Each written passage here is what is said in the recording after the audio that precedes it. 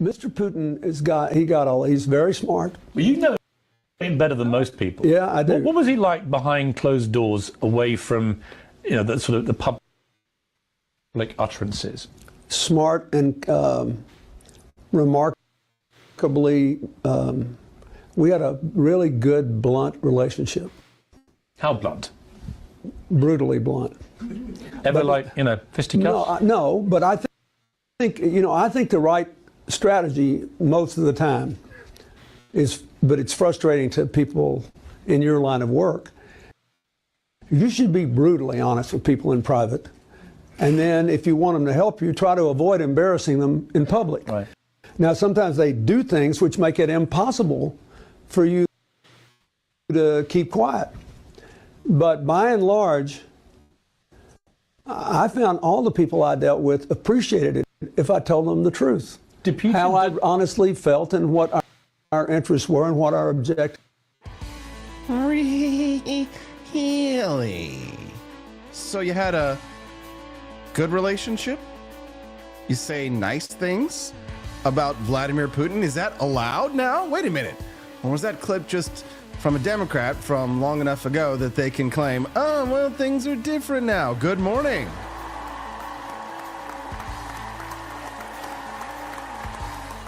Rise and freedom. I'm Austin Peterson. You're watching and listening to the Wake Up America show on the For Liberty Network. Do you know that I've been podcasting now for like over 10 years? I was there, Sonny. One day, my buddy Luke Mrose walks downstairs at the house that we're living in outside of Washington, D.C., and I'm running the libertarianrepublic.com, my news blog, like trying to become, internet famous. And he goes, you ought to start a podcast, Austin. And I said, you know what? That's a good idea. So I got this plastic tub, and I put a Yeti microphone in, and I put egg crate on the inside of it. And I kid you not, like in the mornings I would get up, and I would stick my face in this plastic tub with an egg crate so that you wouldn't get that reverberating, that bouncing off the walls sound that you get. And here I am today. Wow. Podcasting mogul. Welcome to the Wake Up America show. We've got a big show for you today. We've got 3 shows for you today on the For Liberty Network. That's me. This morning, live, you're watching me now. Culturama with Daniela Pensac tonight at 7 p.m. Central. And then right after, at 9 p.m. Central Time, me and Steffi go live for the exclusive, members-only premium show, The Freedom Arcade. I've been working all week on setting it up for you guys, so I hope that you will join us tonight. But it is an exclusive Rumble Premium only show. It's not the kind of show that you can just watch publicly. I don't want anybody to come out tonight and hang out with me and Steffi and feel disappointed. It is part of Rumble's new creator program, and we are going to create a new show that is every Tuesday, 9 p.m. Central Time. That is this paywalled content to build a relationship with Rumble, to get closer to them and to help Rumble succeed, because we need to help Rumble succeed because they're the only ones who have stood up for free speech. Let's give it up for our Rumblers. Click like. But Austin, they say, Austin, how can I ensure that you get credit? Well, just show up during the show tonight. If you're not a Rumble Premium subscriber, when it asks you to become a Rumble Premium subscriber on our channel, when you try to watch the show, it will block you and then give you a little button that says, join Rumble Premium. So use that. That's how it gets tracked for us in the system to ensure that we're meeting our obligations as Rumble creators. And we're thankful to be a part of the program. Rumble's really stepped up for us in a big way. And that's enough behind the scenes stuff for now. Let's talk about 5 big news stories that you need to know today. Wake Up America shows this is March 4th, 2025. Linda McMahon confirmed as education secretary. This signals the end of federal government overreach. Maybe? Hopefully? Yes? No? Not going to happen? Well, the good news is the queen of wrestling, the U.S. Senate confirmed Linda McMahon as Secretary of Education. It was a 51-45 party line vote. And it's going to be handing President Donald Trump a key ally in his mission to dismantle the Department of Education. Yes. Clementine, is it going to be like the 2018 Twitch streams? Yes, but it will actually be it will be like the 2018 Twitch streams, the new show, Freedom Arcade. It will be like the 2018 Twitch streams, but just on steroids. So it's funny that you bring that up, and I'll try not to tangent too much because I got 4 more stories for you today for you to know. But Steffi actually asked me the other day, she's like, is it going to be like the same thing? Is it going to be like the 2018 Twitch streams? Because she's like, I really enjoyed those. I really did too. It was fun. It was a blast. I was playing World War I games, telling the lesser known stories of World War I, and that's why I love historical games. So the Freedom Arcade will be like that, except it will be even better. And back then, I did play games with the audience while you guys were watching. You were able to log in and join in and play. We will have that interactive aspect to our Freedom Arcade as well. So you will be able to play with us directly. And we'll have guests. We'll be able I know that the president is speaking tonight. That's a big story. So we will have it on in the background, and we'll be able to play it on the show while we're playing. Why not? It's way more fun than like turning on your television set and just like watching the speech, right? It's not a movie, right? I mean, sometimes the drama that President Trump has, sometimes he's so funny that it's as good as a movie or better. I get that. But if you're saying to yourself, I'll watch it with Austin and Steffi, then hang out with us tonight at the Freedom Arcade. You're already where you're supposed to be at rumble.com/AP4Liberty. You'll be able to watch our Rumble exclusive premium paywalled content tonight, Tuesday, 9 p.m., directly after Culturama. Bless me with a meal, a succulent Chinese meal.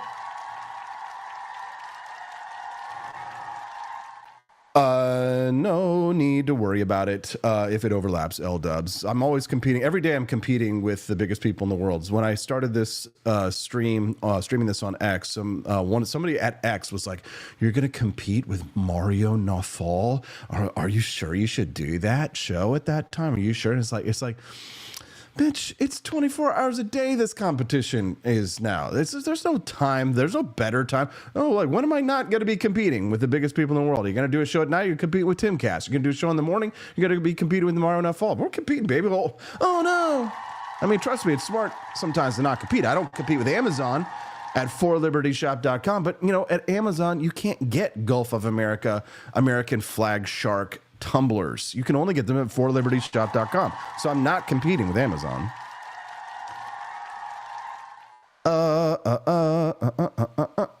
So Linda McMahon, she's the billionaire co-founder of WWE, former Small Business Administration head. She vowed in her first statement to lead a momentous final mission. Excuse me, final mission? I don't know if I'm screaming from delight or joy. I know the leftists are screaming. A momentous final mission. That means it's like final. Is this like Final Fantasy? And there's going to be like 15 of them. The reason, by the way, video game trivia for nerds. Final Fantasy. The reason why the first video game Final Fantasy was named Final Fantasy is because they were taking such a risk making this game that they said to themselves, this is probably going to be our Final Fantasy. So thankfully it wasn't, because they made some damn good games. Final Fantasy 1, 4, one of the Vespers, you know what I mean? Kefka, right? And I played 7, of course, and then 8 and 9.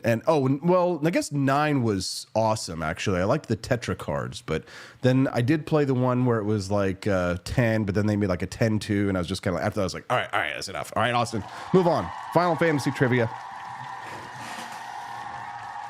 Drew Van Runkle says, why don't you have an Amazon store with the prices jacked up? You know why? Because you have to pay a lot of money when you get a sale on Amazon. You have to jack up the prices, first of all. So and you don't get your customers' information.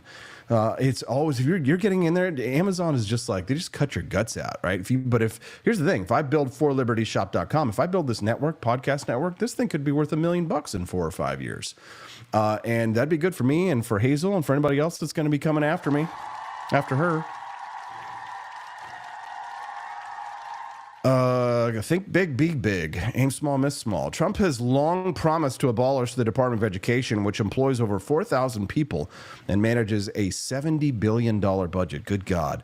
McMahon's email to staff titled, "Our department's final mission," Jesus, making me a little randy in the morning, was posted on the department's website late Monday, hinting at a radical downsizing that could begin as early as this week. Oh my God. I'm excited. It's morning in America. Good morning, pineapples. Now, for conservatives and libertarians, this is a win for local control, right? Expect fierce pushback, though, from the Democrats who fear cuts to programs like Title I funding for low-income schools. It's America, baby. Everybody needs a taste. We don't need no education. We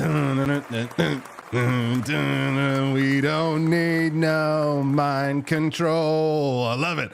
Number two, after all, we're just another brick in the wall. Are we having fun yet? Good. Click the like button or send us a text at 573-319-1586. The text lines are open anytime, night or day. 573-319-1586 is the text line. I've got a billion clips to play. I've got Camellia Peterson at 8 a.m. Central. I've started to cut back on the number of guests typically that I have in any one given part of the day, because I honestly feel like we have more fun most of the time just hanging out, you and me. And I usually can do most stories better. If I don't know a story well enough, I could have one of my regular guests cover it perhaps. I do go for like guests that are big gets or interesting guests that you wouldn't get anywhere else. But for the most part, I'm really just enjoying being able to react to clips, spend time with you guys live, hang out, talk about the news, go where I want to go, and then just otherwise manage the For Liberty Network. Let's see. Yeah, Chris Cheese says Amazon tracks popular products and then makes their own basics version, undercutting the original item. Exactly. See, so I have had it. I actually recently shut down my Amazon store there, but I had it going till recently. But I just realized I was like, I'm literally supporting my competitor. And they, at any point in time, will be more than glad. If I start depending on Amazon, that's the problem. If I started creating a revenue stream from Amazon that was reliable, and then I worked to like service that revenue stream, right, taking time and employee hours, putting them on all that stuff, all I'm doing is making their company more financially stable while putting myself out on a branch, right, getting myself out over my skis. I just really think it's unwise long term. Short term, if you need the cash, yeah, it's maybe good to do Amazon if you can really juice the system. But otherwise, I know what's in my own best long-term interest is owning my own domain name, having my own brands, and it's forlibertyshop.com and For Liberty Network, and it is clear, clean, under my control. I control this media empire. And everything flows from the dictator. No, just kidding. I'll be a benevolent monarch. Good morning, Mongoose87. What's up, Clementine, Bruce Burtwhistle, Wyo Wild Man? It's not the same show without a wild man or two. Frickity's joining us here, as well as Quest Fanning, Grizz Cheese, Drew Van Runkle, Joni Rankin, L-Dubs, Entropy Nomad. He's become we're going to put Entropy Nomad's name on one of the bricks when we finally brick and mortar this place, because he's putting so many bricks in the wall. Not in that way. Short term, if you need the cash, just pimp yourself out, says Drew Van Runkle. No! Amazon is good to get your name out there, but it's a double-edged sword, man. It's a double-edged sword. Have you seen the JD Vance memes that have been going around online? They're making me so happy. I know I should be talking about Linda McMahon. I should be talking about the ATF. And yes, I do have these stories. And yes, I do have a billion clips. But it's just too good to be true. Can't take my eyes off of you. You're just like heaven to touch. I want to hold you so much. At long last, JD Vance memes have arrived. I thank God they're alive. They're just too good to be true. Can't take my eyes off of you. For the last time, Mr. Wonka. I did not try any experimental gum, and frankly, I find this entire line of questioning insulting. Jay, this is a segment where you can't really listen to the show later. You can't really listen to the show later and enjoy it as much with the audio version. No, I have not been diagnosed with ADD, Drew Van Runkle. Some people have wondered, but you know, if I'm a tist, if I'm on the spectrum, it's just because I'm high on life, baby. I'm happy. I'm a happy man. I've always been. Ask anybody who knows me personally in real life. I've always been like a joyful creature. For the last time, Mr. Wonka, I didn't know trick spirit Wonka. Okay, so great meme. These are we call this the infantilization of JD Vance. That's what these memes are, depicting JD Vance in a comedic way. You know, it's poking fun at him. But the best part about the meme is that these memes are enjoyed by left and right. And the nice part about that is that the left is wailing and gnashing their teeth and angry and like, nah. And the Republicans and the conservatives and the populists and libertarians are all enjoying the memes, just laughing because they're funny. It's JD Vance as a purple creature from Willy Wonka, Charlie and the Chocolate Factory. And it's a funny joke. And there's dozens of these things. Dozens. There are dozens of us never nudes. Dozens, I say. This guy says he's somewhat of a collector. I don't know if you can actually even see all of these versions. I've got a few more of them that I can pull up. And they are delicious. I will give you my Wacky Woad ice cream if you tell me where you are hiding the juice. It's just JD Vance is a kid. And he is a kid. He's young. He's younger than I am. And he's the vice president of the United States. Isn't it nice to have a young leader in this position, guys? Nelson reminds me, tariffs start today. Yeah, all that's doing is making my life more of a pain. It's been more of a pain in the ass, you know. Here's the thing, guys. Don't ever start a business, right? Like, your government hates you, okay? Your government hates your ass. Just do what the corporations and the government wants you to do. Just go work a W-2, right? Your life will be so much easier, right? Don't go down to the street. Don't do. Remember when Danielle and I were arguing about this? We were talking about like how hard or easy it is to get a job and all this kind of stuff. And I was like, I will start a business for you. I was like pushing her to get W-2s. I'm done with that. You know what, guys? Collect your fucking W-2s. You know, don't try and get rich. Whatever you do, right? Because if you do, I swear to God, you think you hate the government. There's a lot of people out there right now who think they hate the government, who think that they hate taxes. But you will never know what it's like. It's kind of like being pregnant, like men, for us men. How will you know? You will never know how much the government hates you enough to help you to hate the government until you try and start a business. If you try and crawl out of the muck, if you try and say, I will be great in this world, I will command armies of capitalism, and I will go out and I will create divisions and I will create jobs, and I will pay the taxes that I know are necessary, but the government will say, and corporations to an extent will say, fuck you. No, you are not special. You are not special. Don't you dare try and grow an enterprise. Don't you dare try and compete with my friend Jeff Bezos, who financed my inauguration and can afford to pay the higher taxes. No. Don't you? No, the small business owners who are the up and comers, who again are competing with Amazon, nudge, nudge, wink, wink, in many, and trying not to compete with Amazon. No. We get screwed. Right? We get screwed, and then you have less of a chance to see this small enterprise grow because some people don't understand economics. Free markets work. And then on the other hand, we've got Argentina. On the one hand, we're raising taxes over here. On the other hand, we're lowering them over there. It's just the same old social engineering. I'm not trying to be black-pilled. I love what the Trump administration is doing with Linda McMahon and the Department of Education. And I don't love what's going on with the Epstein files. I don't love what's going on with the John F. Kennedy files. I mean, but it's also, the reality is that the last administration in 2020, I voted for Trump in 2020 because I agreed with that incoming administration about 40% of the time, which for me was pretty freaking high. And then in 2024, the new administration, this new crop of kids, Tulsi Gabbard, RFK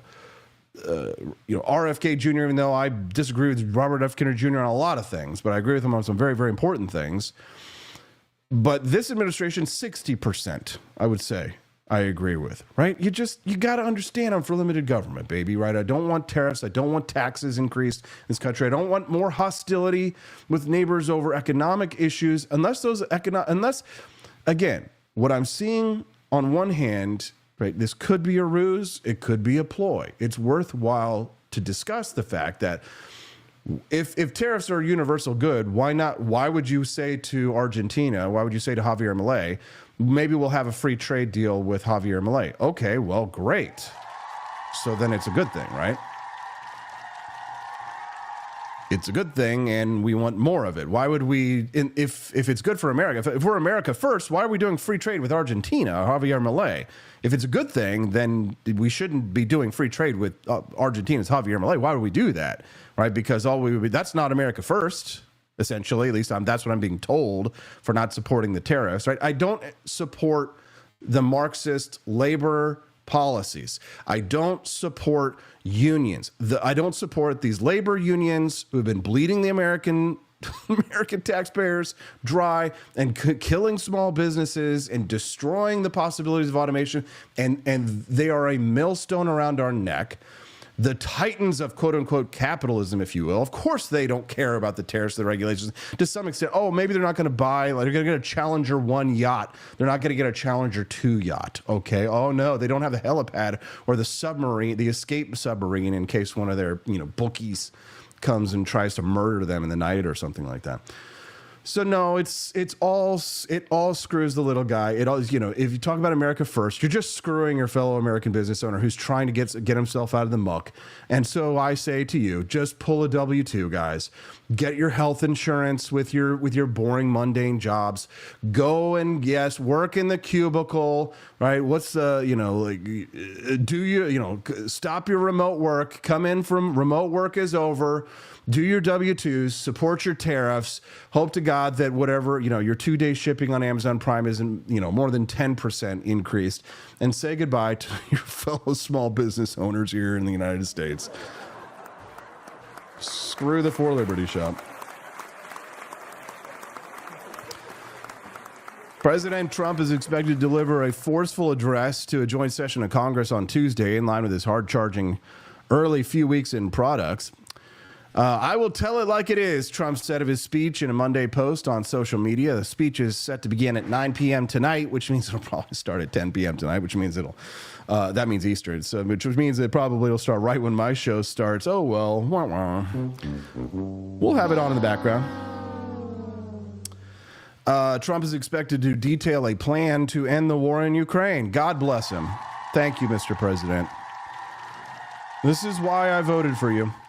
Speech comes after last week's tense meeting they had in the Oval Office between Trump and Zelensky, which a lot of people thought the hopes for a deal were over. But I thought it was just maybe another ploy, right, to get better terms. Things like this happen in negotiations. You don't always just walk in and then zip, zap, you're done. As a matter of fact, I think that, Zelensky is out there saying things like, oh, well, the end of the war is a long way off. And as soon as that headline came out, I think it was 10 minutes later, the White House must have been listening and then reacted, because then they came out and said, we are cutting off the buying of the sale of arms to Ukraine. I was like, oh, damn. Wow. They were reacting fairly quickly. I just was really excited to hear it, because honestly, we should not be funding Ukraine. I get a lot of people who will send me white papers. They'll be like, a Ukrainian libertarian. Trust me, if I were, in Ukraine, I would be hating on Putin as well. But, they're like, reasons why libertarians should support the war in Ukraine. I'm like, no, not this one. And I'm not an anti-war libertarian. I'm a full-blown libertarian warlord. But not this war. No, it's not in our interests. It's not America first. It's not. It's all we're doing is increasing the hostilities. We need to bring down the temperature in the room so that we can focus on America first, so that we can make some money here, that we can focus on what matters. Having our secure border. Let's try and mend the relationship with Mexico and Canada because, I mean, honestly, I don't know about you, but I actually kind of like Mexico better than I like Canada. Don't be mad at me, Bruce Burt Whistle. Sorry.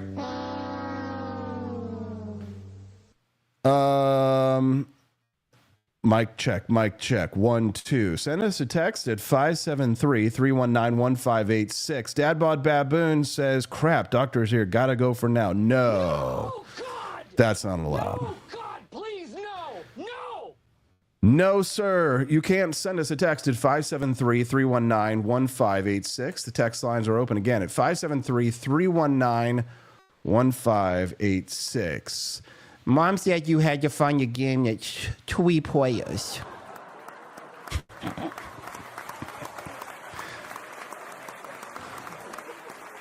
Do there are. Anybody recognize this one? Someone said, I have completely forgotten what the real J.D. Vance looks like at this point. Yes.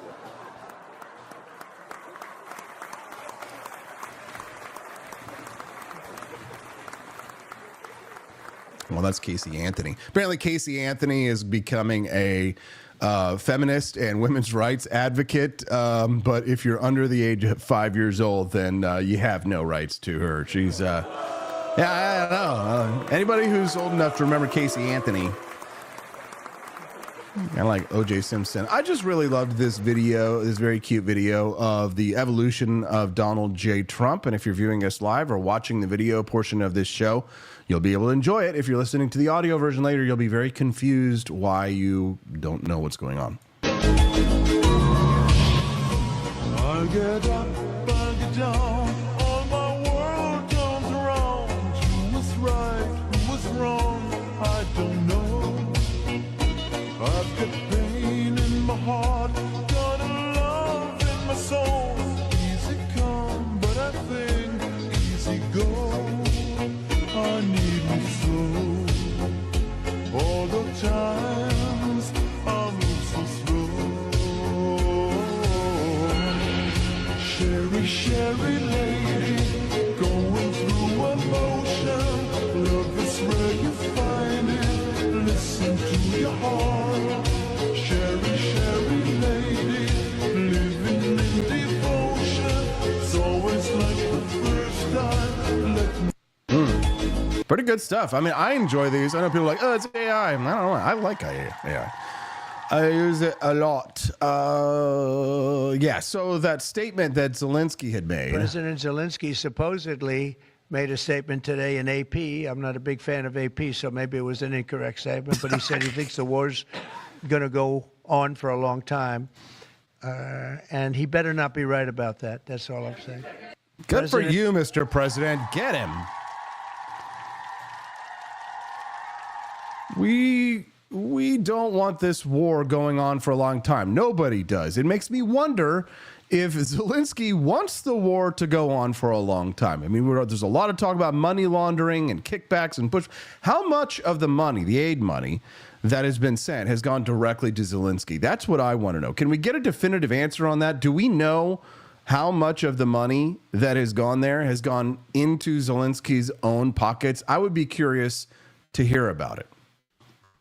What do you need to see from President Zelensky to restart these negotiations? Well, I just think he should be more appreciative because this country has stuck with them through thick and thin. We've given them much more than Europe, and Europe should have given more than us because, as you know, that's right there. That's the border. This country really was like the fence on the border. It was very important to Europe, and I'm not knocking Europe. I'm saying that they were a lot smarter than Joe Biden because Joe Biden didn't have a clue. He just gave money hand over fist. and they should have been able to equalize with us. In other words, if we gave $1, they should have given. Well, we gave 350 billion. They probably gave 100, but on top of it all, they get their money back because they're doing it in the form of a loan, and it's a secured loan. So when I saw that, which I've known about for a little while, I said it's time for us to be smart.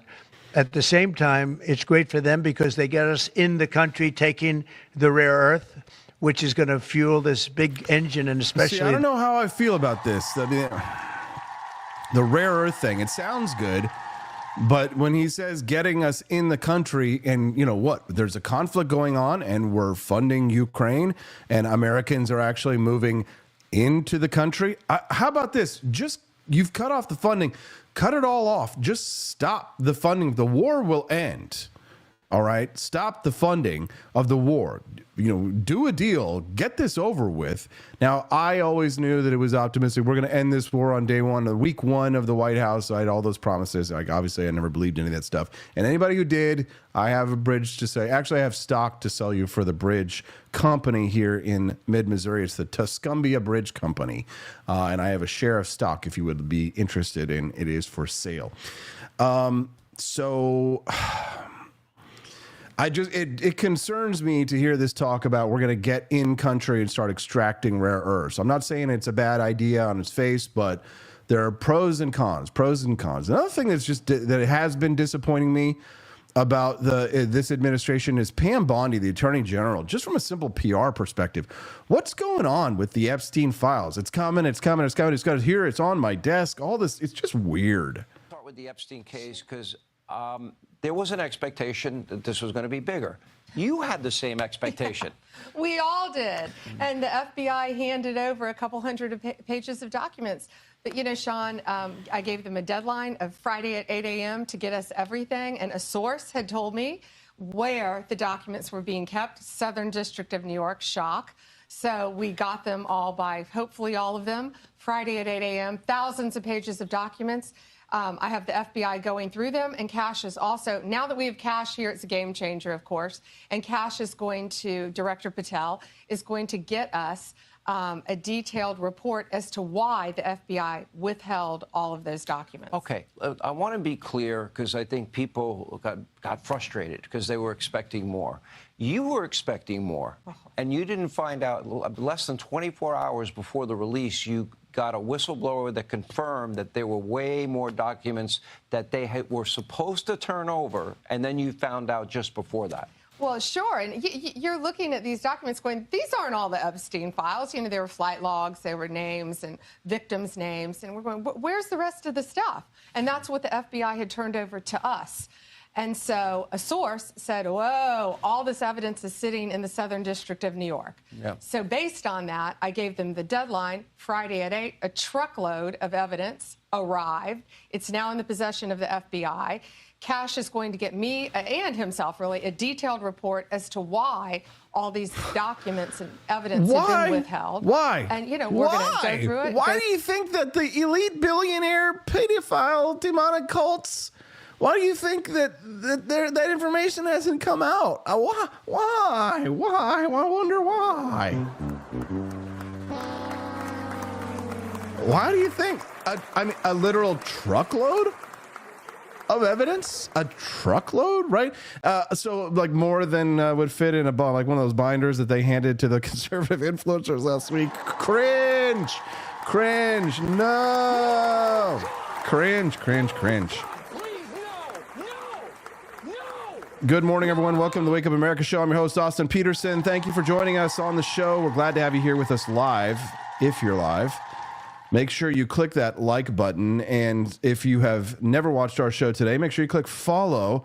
Just a quick reminder, tonight, brand new show playing tonight, Tuesday, 9 p.m. Central Time after Culturama. We will be right back here again on this Rumble channel, and we will be playing games with you, me and Steffi, at the Freedom Arcade. Yes.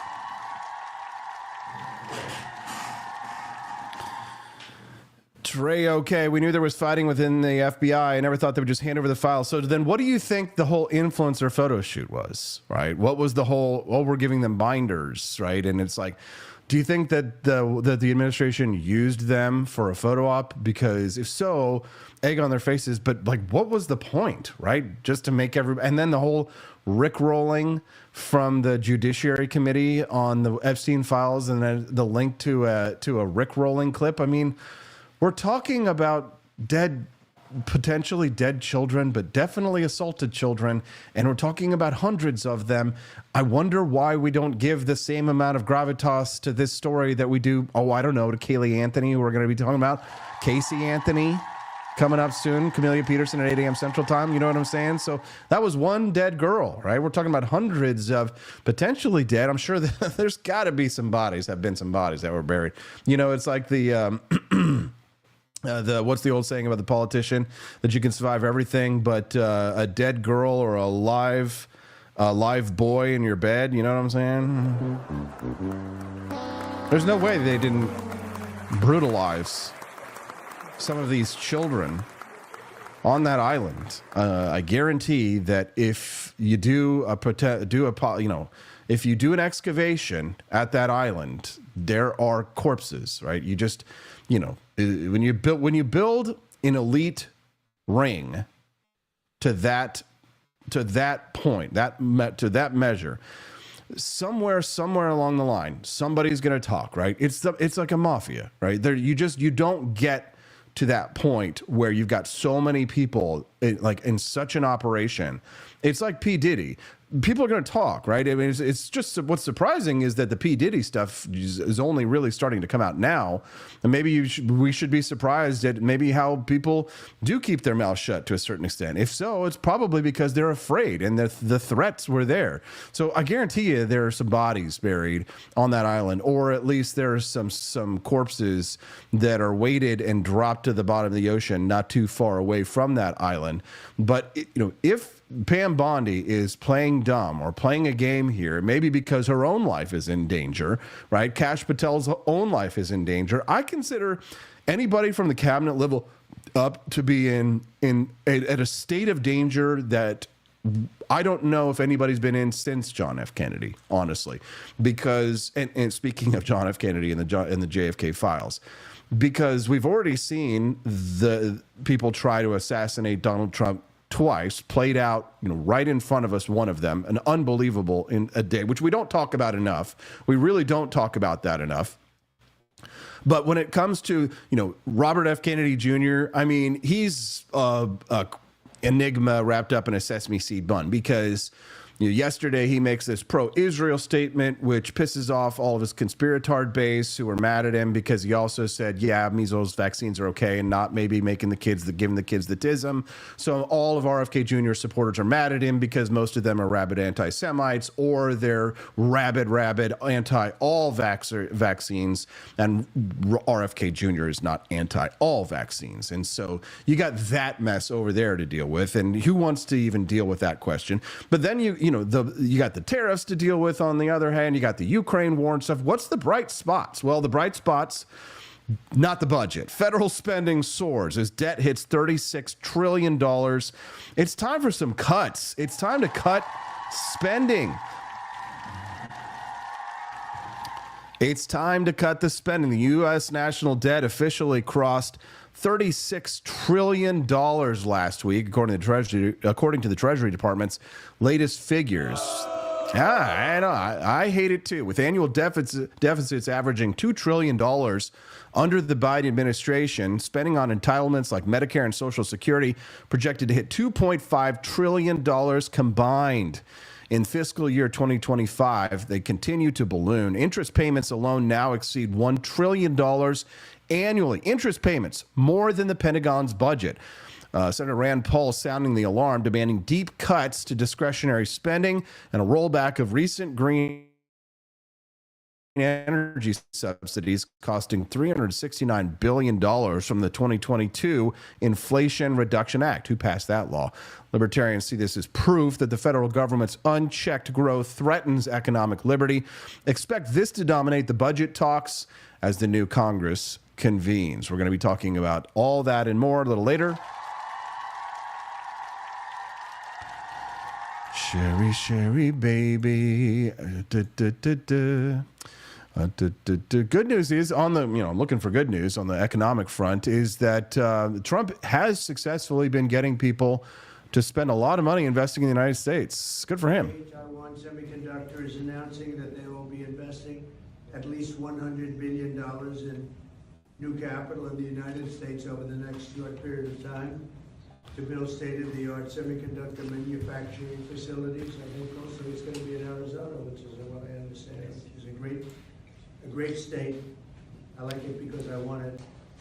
But I want most of them, actually. But I did. We wanted big.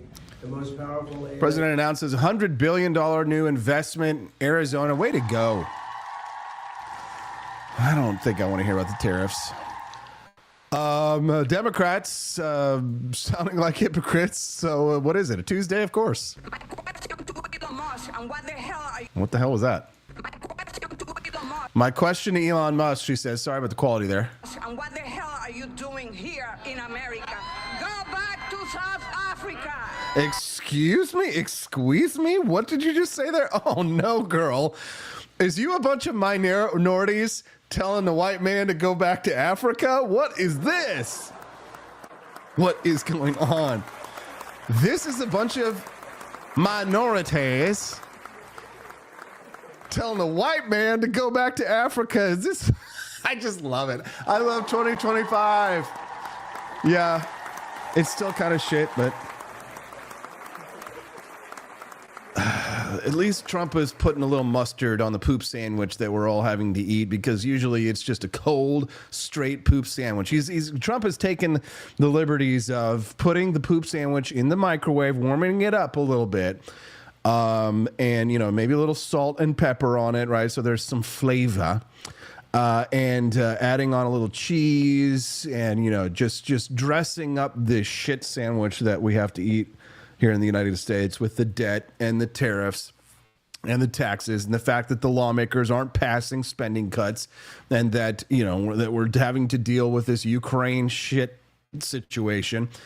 We still got inflation. Eggs are still going up in price. We still got problems. We got 99 problems that a bitch ain't want to talk about Zelensky. We have got problems. America first. We need to fix our problems here domestically.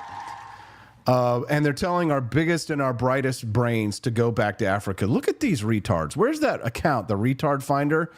Elon has broken their brains so much, Democrats are now embracing nativism. And what the hell are you doing here in America? Go back to South Africa. Yeah, go back to South Africa. I can't stand it. It's too funny. Here's your daily dose of Scott Jennings on CNN. Democrats should be talking to the American voter about how Donald Trump has not delivered on these key issues, and instead we are heading towards a potential government shutdown that will only hurt the American people. It's amazing to me, by the way, we're having this debate, because Joe Biden was president for 4 years and ran the country off into the ditch, and that's why Kamala Harris lost the election. And now Donald Trump's been president for about 5 minutes, and Democrats are like, well, my gosh, why isn't somebody fixing all the problems we caused? I just don't think voters are that silly, really. I mean, I think they take a longer view of this. His report card will ultimately come in the midterms, which isn't until next year. Until then, he's got to get the Republicans in Congress to come along with him on this reconciliation plan, on extending and making permanent the tax cuts, and then the American people are going to give it a chance to work. But the guy took office in January, and he's trying to unravel a mess that was 4 years in the making. I think he's got a little more leash than maybe you're giving him credit for. Scott is so sharp. You love to see it. You love to hear it. Thank you to Fiery Waco for that Rumble rant. Guys, let's get some Rumble rants going. What do you say? I don't ask for much, but can you bless me with something? Can you bless me with something? Oh, gosh. Money-wise. Please join us here today and drop some Rumble rants, guys. Support the For Liberty Network, guys. Let's do it. Let's make it happen. We are small, but we are mighty, very scrappy. And I know that if you don't ask, you don't get. Some might be saying, well, Austin, a Rumble rant, that's like just forking over straight cash. Yeah, I know. You should do that on a weekly or a monthly basis. You can do it weekly. Drop a Rumble rant, guys. Support the Wake Up America show so I can support giving more freedom content back to you. So I got time to drive over to the Jefferson City Capitol and argue to abolish the income tax, bro. Drop a Rumble rant, support the Wake Up America show. But if you don't want to drop a Rumble rant, you're saying to yourself, Austin, I kind of like that Gulf of America beach towel that I saw that sexy dad bod baboon wearing the other day. Well, you can get your own at 4libertyshop.com. The number 4libertyshop.com. 4libertyshop.com. I think if you type in FOR or libertyshop.com, I'm pretty sure that takes you there too. Yeah. For libertyshop.com. Gulf of America collection is super hot right now. People continue to buy their Gulf of America merch. Well, let me tell you something about the Gulf of America merch. It just keeps, it's the gift that keeps giving. People are writing in reviews talking about how their friends loved it. All of their friends want Gulf of America shark beach towels. We have big, huge beach towels. We have tiny Gulf towels. It is going to be golfing season again, coming soon. Gulf of America, shark tumblers, mugs. Be the coolest guy at the office with your Gulf of America, American flag, skull and crossbones tumbler. If you have that in your jacked up, souped up truck, your Gulf of America tumbler, people will think you're a badass. And guys, it's time to start thinking about the AP DC Liberty Tour. If you've heard about it before and you were thinking about coming, we are starting to get closer to that time where you need to pick a lane with us or without us. AP's DC Liberty Tour, May 1st to the 3rd, a romping, roving, libertarian tour of Washington, D.C., 3 days with me, Steffi, and Hazel. It is kid-friendly. Kids are free. Adults, it's one ticket for $500. Get your second ticket for 50% off, but that one goes away at the end of this month. In the final month for prep, there will be no more buy one, get one discounts. Everybody will have to pay full price. And if you're a monthly subscriber, like I was saying earlier, remember, you get a 20% discount. So it pays to just become a monthly subscriber and buy the Liberty Tour base package and join us in Washington, D.C. You're going to save a lot of money. You can upgrade it. And we're going to do a lot more of these, guys, because Stephanie and I are working behind the scenes to put together our next trip. After this, the group that we're talking to, we're going to professionalize it for the next one. This one's going to be, you do your own hotels and your flights, and you meet us at the location, so it's very bare bones. But the next one's going to be a little bit more close to something like an all-inclusive. We're not quite sure on the details yet, but we are working behind the scenes to make our next trip something like Buenos Aires, Argentina.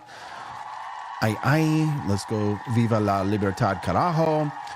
So join us for our pilot tour in Washington, D.C. for 3 days. Bring your kids. We're going to have a blast. It's Revolutionary War weekend at Mount Vernon.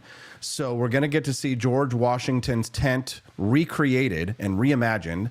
Here, no, I guess not reimagined. Don't say that. That reminds you of some Netflix show that makes George Washington black and gay and in a freaking wheelchair. You know what I'm saying? Not reimagined, but recreated.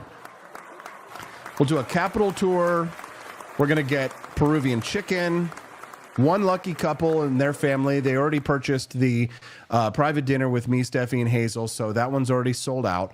But get your tickets before they're sold out, guys, and book your trip to join me, Steffi, and Hazel.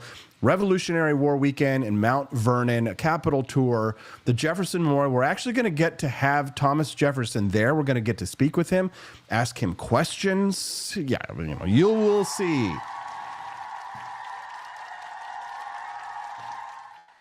How much fun it will be. So go to 4libertyshop.com. That's the number 4, libertyshop.com, guys. Book your ticket today. Bring your friends, bring your family, and we're going to have a blast. Can't wait to see you, Cecilia. You and your mother. Word to your mother.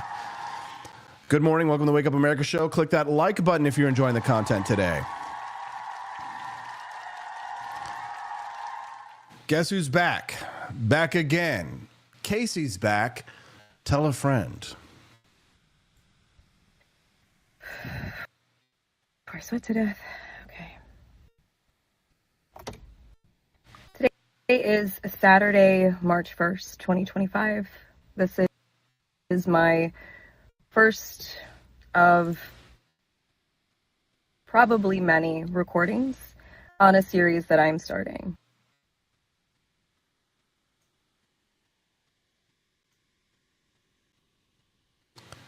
Great. Fine. I am a legal advocate. I am a researcher. She is a legal advocate. She's a researcher. Been in the legal field since 2011. And in this capacity, I feel that it's necessary if I'm going to continue to operate. Does being in the legal field since 2011 mean that you were in a courtroom being tried for the murder of your daughter? Appropriately as a legal advocate, that I start to advocate for myself and also advocate for my daughter. For those of you who don't know, my name is Casey Anthony. My daughter is Kaylee Anthony.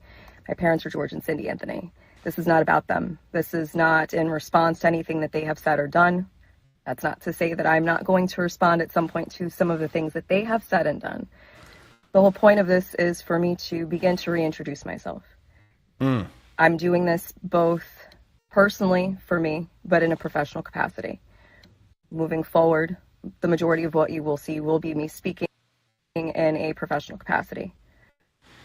My goal is to continue. If you give money to this bitch, I'm sorry, but if you give money to this woman,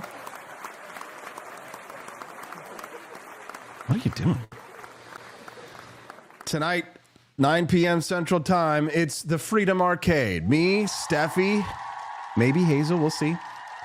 Just kind of got a little cold, so your sleep schedule's thrown off as it is. That's what it is when you as a new mama, a new dada. So join us tonight, 9 p.m. Central tonight, right here at rumble.com/AP4Liberty for the new show, Freedom Arcade. Play with us. Love me. Touch me.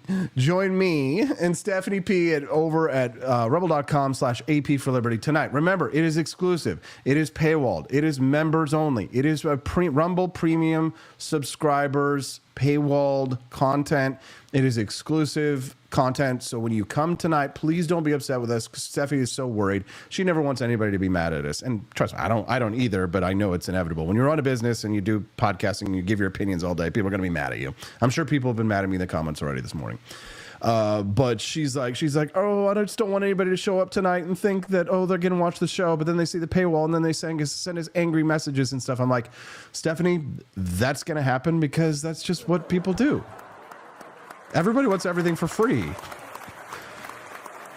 But as part of Rumble's new creator program, we have agreed to commit to a certain amount of Rumble premium content that we will be creating for this program.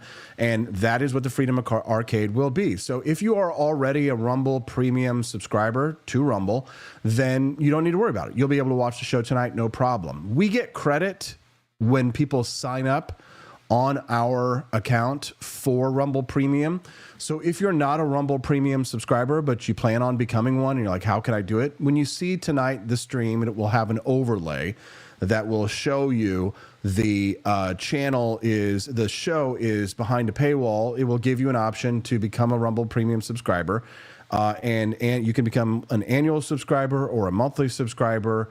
Either way is good, but if you can do annual, that's better for me. Obviously, I'm transparent with you guys here about my financial interest in this. I'm doing it for money. Yeah, I'm a capitalist. Stephanie and I just kind of want to know if we can do this, if we can make it work, and I thought it'd be fun. We'll have the president's speech going on in the background, and we'll have it on and off, and we'll be reacting to it. Mostly just hanging out, having a good time. It's right after Culturama, but you'll need to be a Rumble Premium subscriber, and that is that is not a subscription to my channel. I know people get confused. They're like, oh, I'm a monthly sub to your channel, Austin. Does that give me access to the show? It does not, unfortunately. And I'm sorry for that, but I don't control how Rumble sets up their programs. It's experimental, and I want to make Rumble a success because, quite frankly, Rumble is the only social network that has not only been welcoming to me and Stephanie and the For Liberty Network, but they've actually supported us, and we're not big. Like, we're not like Russell Brand, We're not what Dan Bongino was, or who are the biggest people on Rumble now? Wendy Williams, not Wendy Williams. Who's that Wendy chick who, Benny Johnson, right? We're not like that. But But Rumble treats us good anyway. They support us anyway. They help us, and so we're going to help Rumble, and we're going to create this exclusive content for them. When we get back, we're going to speak to Camelia Peterson about Casey Anthony joining TikTok to announce her new career as a legal advocate. Enjoy the intro video or the standby video for our new Freedom Arcade show. Join us tonight, 9 p.m. Central. We'll be right back with Camelia Peterson on the Wake Up America show.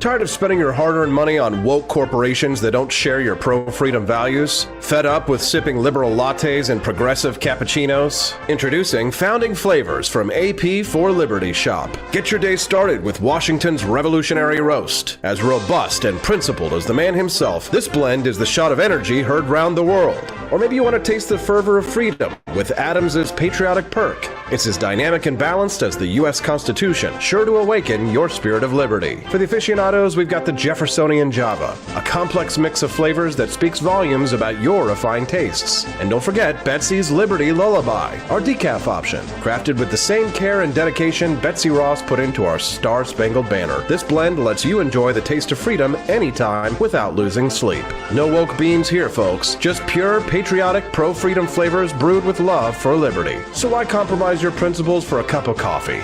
Stand up for your values, perk up your patriotism, and start your day the American way. Get your founding flavors at apforlibertyshop.com.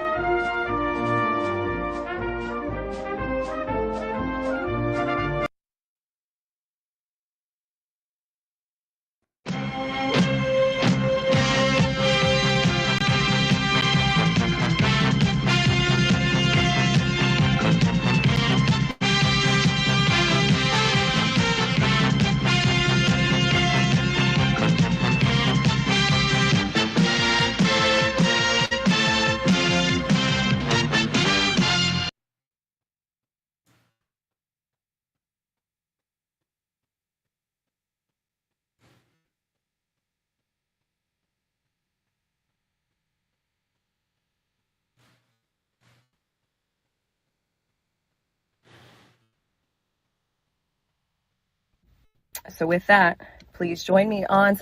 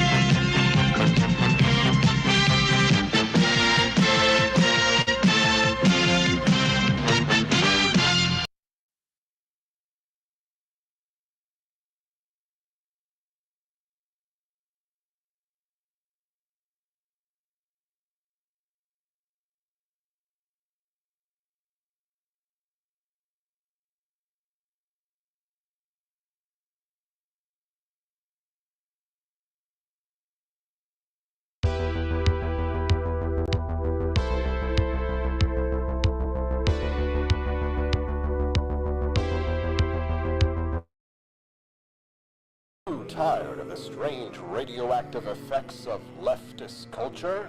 Do you ever wonder what happened to good old-fashioned American values? Well, fear no more, because there's a new force fighting back against the cultural rot of today. Introducing Culturama, a right-of-center talk show that's taking back the future today.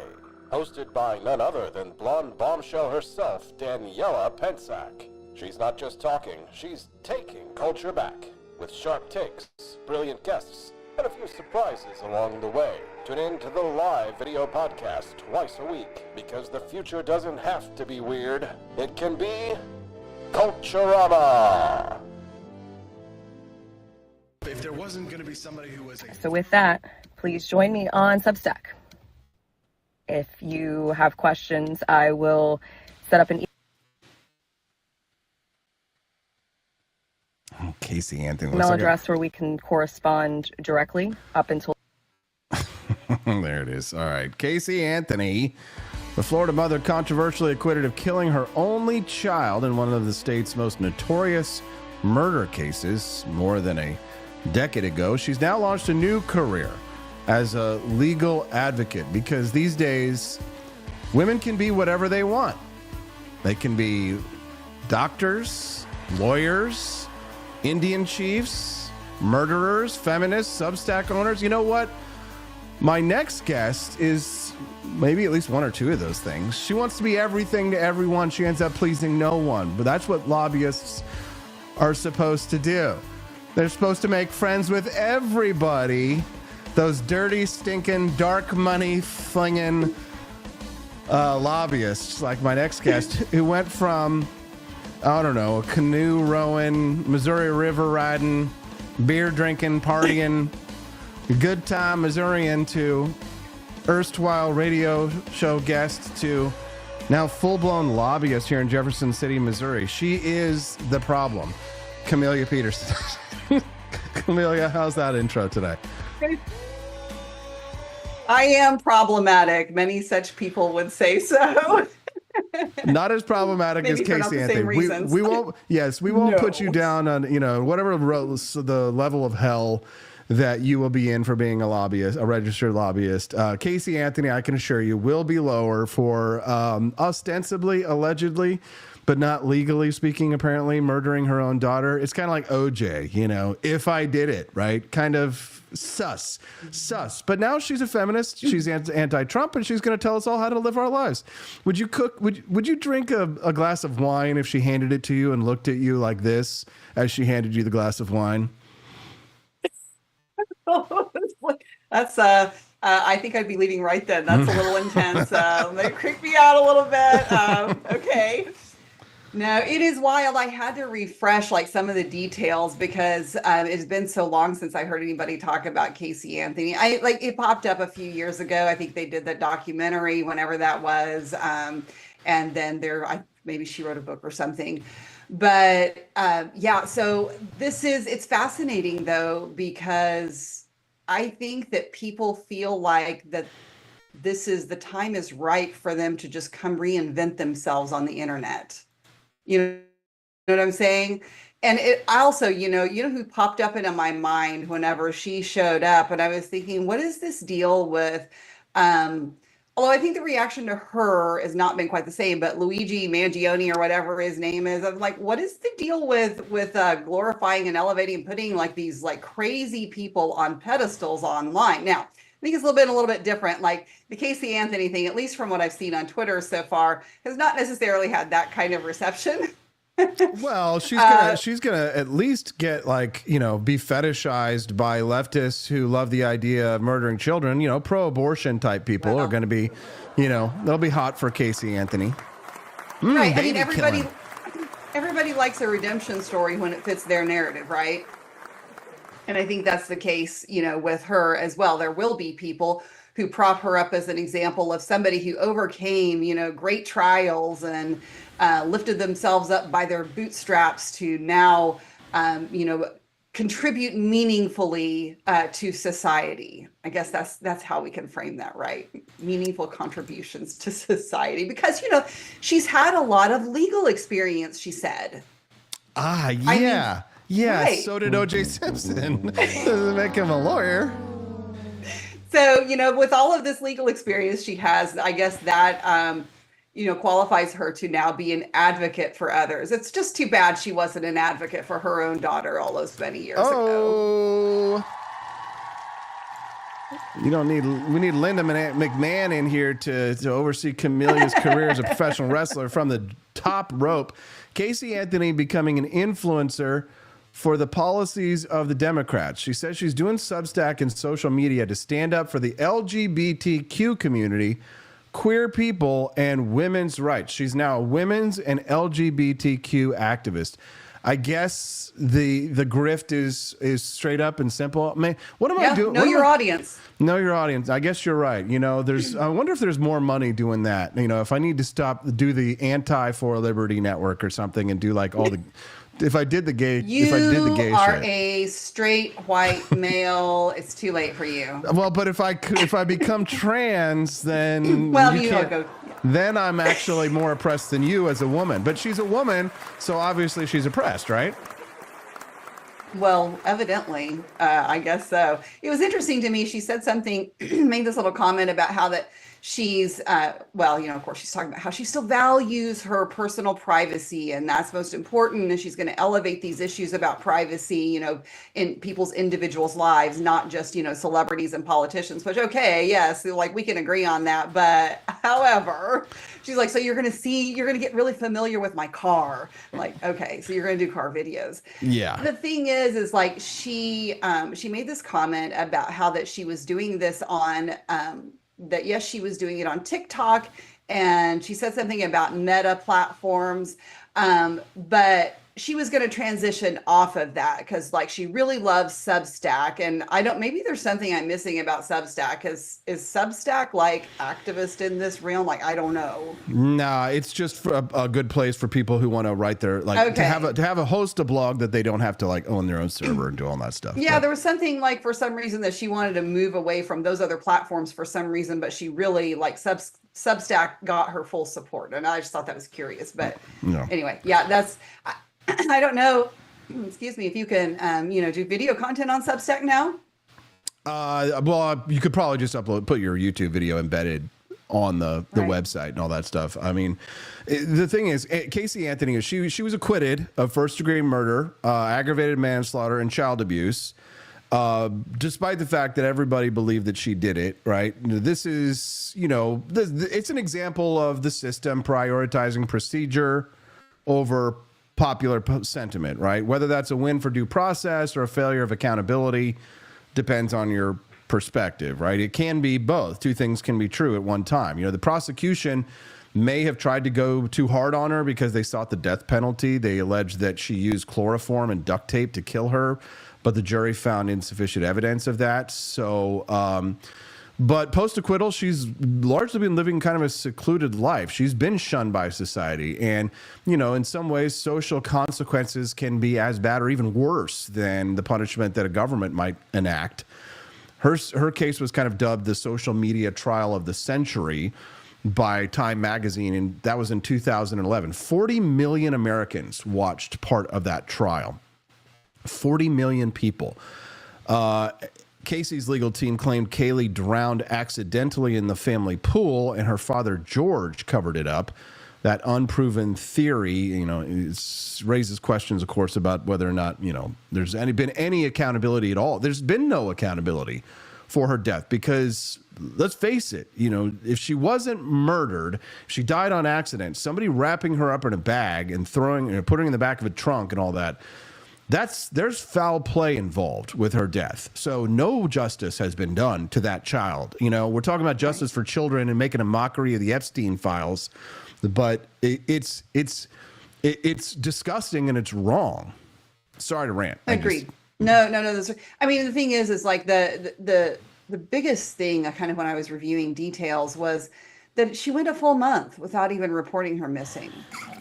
Like, how do you, as a mother, that completely blows my mind. I can't even wrap my head around that. Like, I can't think of a single circumstance where where my child would be gone and I don't know where they are for even 12 hours, let alone 24 or 30 days. Like, how do you not say anything to anyone? Right. So, I mean, circumstantial evidence, whatever, like, but there's just like, even if or nothing else, like, I don't know, was she found guilty of any other charges at all? No, I don't Because, think. I mean, how are you not convicted of at least negligence, right? I mean, at the very bare minimum, not knowing where your child is for a month. So I take that back. She was found guilty of 4 misdemeanor counts of providing false information to law enforcement. These charges stem from lies that she told police, including claims about a non-existent nanny named Zanny. Yeah. Oh, could you freaking believe it? Zanny, who supposedly kidnapped Kaylee, a fake job at Universal Studios, and other fabricated details. She was convicted on July 5th, 2011, sentenced to 4 years in jail, but released shortly after due to time served, awaiting trial, nearly 3 years, and good behavior credits. She was not convicted of any charges related to Kaylee's death, such as murder. Can you imagine being the prosecutor and they say, all of a sudden this person comes up with a nanny that didn't exist, and you say, what was the nanny's name? Zanny. It's like, it defies belief. Now, I know you've never seen the movie The Usual Suspects, but Camille, I feel like you really would enjoy it. I don't know if I want to give it maybe too, unfortunately I have to give away the ending, but like the guy is telling a story, and the whole story is the things that he sees on the wall. And it's just, it's like, what's the nanny's name? Zanny. What rhymes with nanny? Yeah, I don't know. That's crazy to me because, yeah, I mean, the story got really crazy with the things that she made up to tell law enforcement.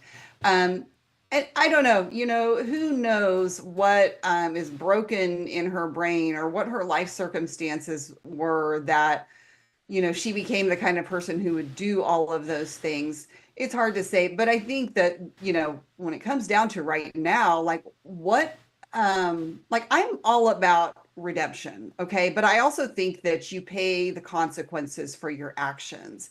And I think that when you are in a position like she is, you need to accept the reality that you need to spend the rest of your life in quietude and, ignominy. Like you need to just stay out of the public eye, because that's, this is the path that you chose and this is the consequence, and rightly or wrongly, whatever you want to think of it, like this is your lot in life. And I think that's perfectly fine. But we do sort of have this culture now, maybe this is the downside to online social media culture and internet culture, that, people like this can get a platform and there will always be somebody out there to give them attention. And here's the thing, it doesn't have to be positive attention. I mean, she's getting a ton of negative attention, but she's getting attention. And that's really all that matters for a lot of people like that. Her Substack posts decry Trump and billionaires like Elon Musk.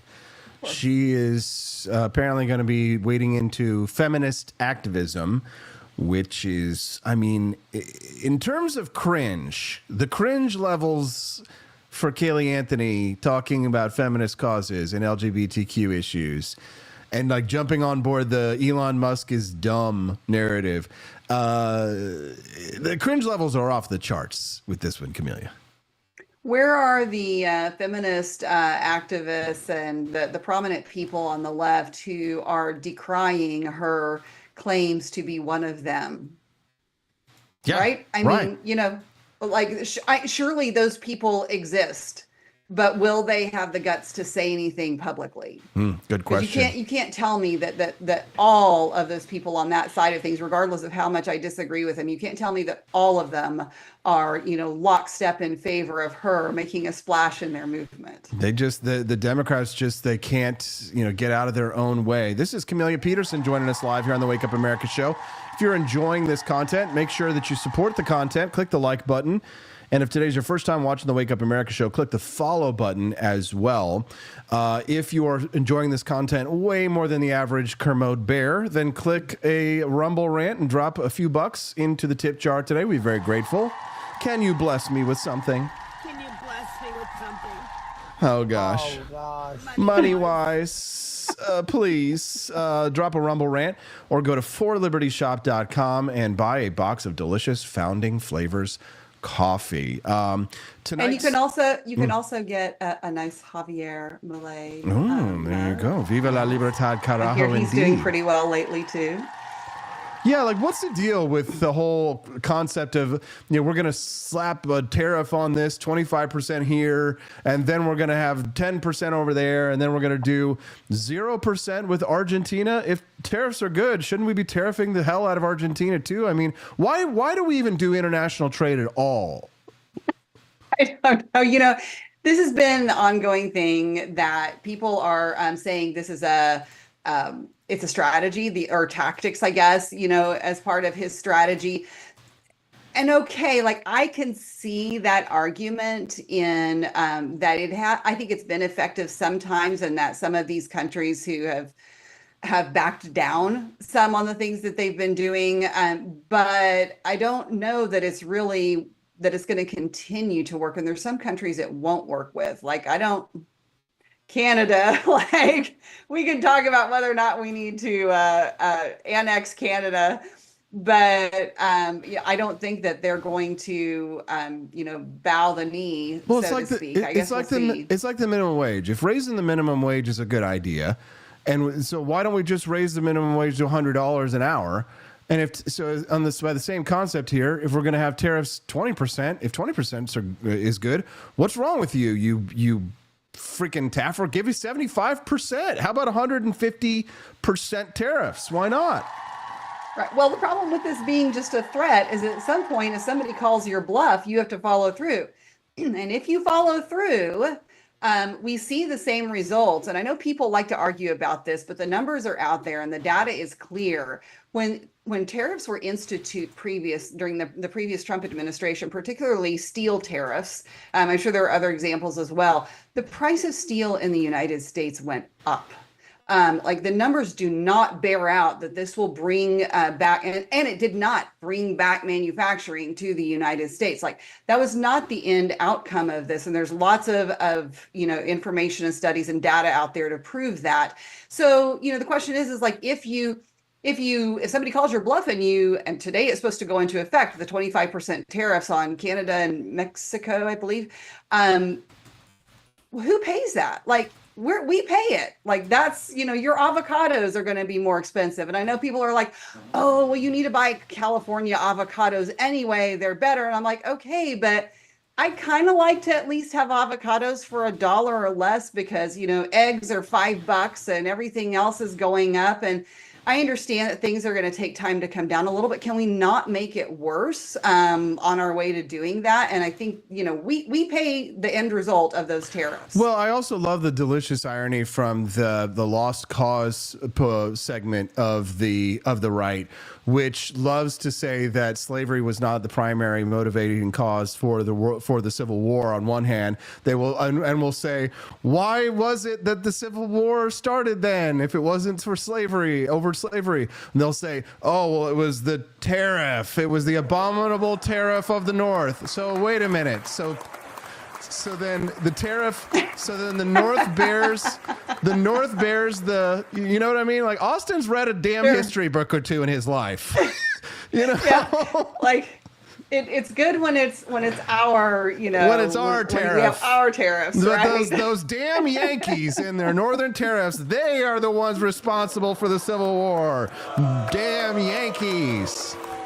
Well, I mean, and you have a better handle on this than I do, but when there comes an economic war like they were having, I mean, the truth is I think that they had an unfair advantage because they were using slave labor. Yeah, no kidding. So, it just goes hand in hand, right? Yes. There were several notable downsides to the McKinley tariff of 1890, which raised the average duty on imports to nearly 50%. So it aimed to protect American industries, but it triggered a range of negative consequences. Who could have thought that impacted the economy, consumers, and the political landscape? See, the thing is that we don't need more upward pressure on prices right now. We've got plenty of upward pressure on prices. And, you know, every time we go to Sam's Club, we turn around here to make sure that we got enough provisions for, you know, the three of us and the baby. It's just like, God damn, that gets more and more expensive every time we go. But I mean, you could look at the McKinley Tariff Act of 1890 and take a look at the harsh consequences for that. It was universally unpopular once it passed because, and then it contributed to a massive Republican loss in the 1890 midterms. So, you know, those, you know, we're doomed. When it comes to history, we're doomed in repeating it, Camellia.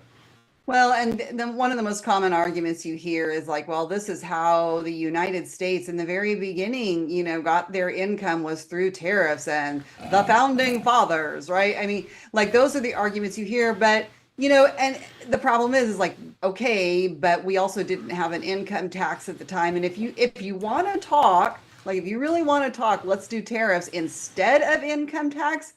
Okay, let's talk. We can talk about that. But they're not like, and I know they say that, but that's not going to happen. I love that the rhetoric is going on about, you know, eliminating the income tax at the federal level, but we all know that's not happening in any of our lifetimes. It's just, it's a damn shame that we can't, you know, free markets are terrifying because the people who most benefit from the regulatory and the taxation system, or who will be unaffected by that, they either don't care or they're directly benefiting from it, right? It's like the whore who gets, you know, the money from the pimp, but the pimp beats her.